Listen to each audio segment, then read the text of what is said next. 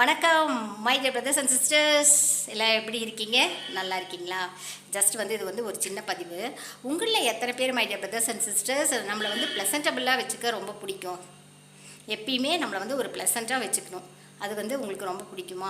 எனக்கு ரொம்ப பிடிக்கும் my dear brothers and sisters. எப்பயுமே நம்மளை ப்ளசன்டபுளாக நம்ம வச்சுக்கணும். என்றைக்குமே நெகட்டிவிட்டிக்கு மட்டும் நம்ம மைண்ட்லேயும் ஏற்றிக்கூடாது, நம்ம மனசுலேயும் ஏற்றிக்கக்கூடாது. எப்பயுமே நீங்கள் பாசிட்டிவ் மைண்டோடு இருந்தீங்கன்னு வச்சுக்கோங்களேன், நமக்கு எப்போயாவது நெகட்டிவ் வரும்போது கூட அந்த நெகட்டிவ் நம்ம தூர தள்ளிட்டு நம்ம அப்பேற்பட்ட பர்சன் இல்லை, எப்பயுமே நம்ம ஒரு பாசிட்டிவ் பர்சன் தான் அப்படின்னு சொல்லிட்டு எப்பயுமே ஸ்ட்ராங்காக தான் இருப்போம். நான் ப்ளசன்டபுள்னு பார்த்தீங்க அப்படின்னா, நம்ம வியரிங் ஆஃப் க்ளோத்ஸ் அதுதான் சொல்கிறேன்.